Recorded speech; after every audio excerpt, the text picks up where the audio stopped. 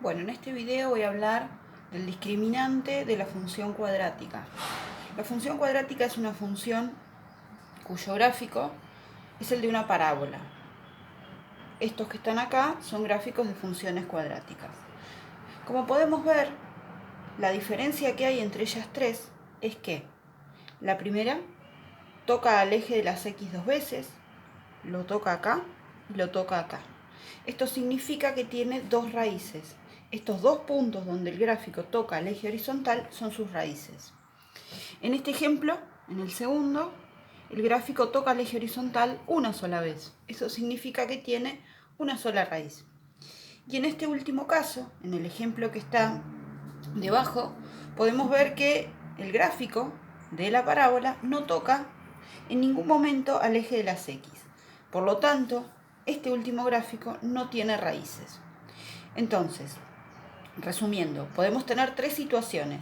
Que la parábola tenga dos raíces, es decir, que toque dos veces al eje de las x. Puede tener una raíz, cuando toca una sola vez al eje de las x. Y el último caso es que no tenga raíces, es decir, que no toque al eje de las x. No importa si la parábola está para arriba o para abajo, las situaciones siempre van a ser alguna de estas tres. Ahora bien, todas las funciones cuadráticas, por lo general, van a tener este aspecto. Es decir, va a ser un número por x al cuadrado, más otro número por x, más otro número.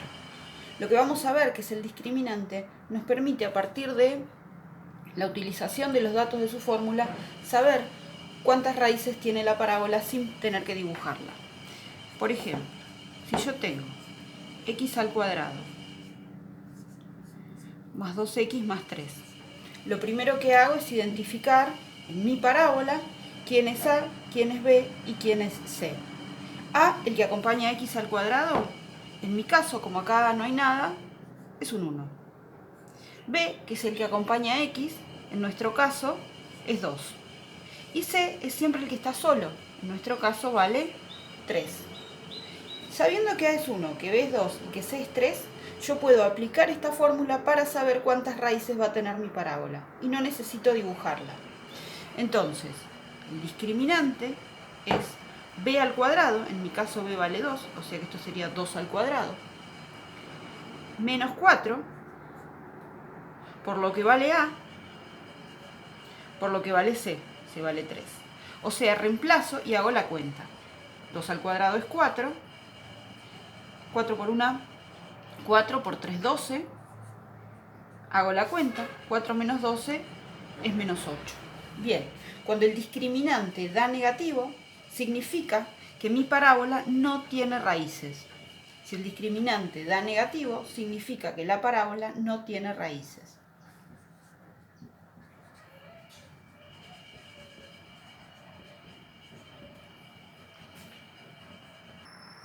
Veamos entonces este ejemplo ahora. En mi caso, A, el que multiplica x al cuadrado, vale 2. B vale menos 4 y C vale 2. Entonces calculemos el discriminante. Hacemos B al cuadrado, sería menos 4 al cuadrado, menos 4, por lo que vale A, por lo que vale C. Cuando hago la cuenta, esto me da 16. 2 por 4, 8. 8 por 2 es 16. 16 menos 16 me da 0. Que el discriminante de 0 significa que voy a tener una sola raíz. Entonces, habíamos dicho antes que si daba negativo, no tenía raíces. Ahora, si da 0, significa que va a tener una raíz. Veamos un ejemplo más. En mi ejemplo de ahora, A vale 3, B vale 7 y C vale menos 10. Esos son mis tres valores. Calculemos el discriminante con ellos. Sería B cuadrado, o sea 7 al cuadrado, menos 4, por lo que vale A, por lo que vale C. Recuerden que si el número tiene un signo negativo hay que ponérselo y ese número va entre paréntesis. Hago la cuenta entonces, me queda 49 menos, y acá lo que puedo hacer es directamente, como tengo dos menos, aplicar la regla de los signos.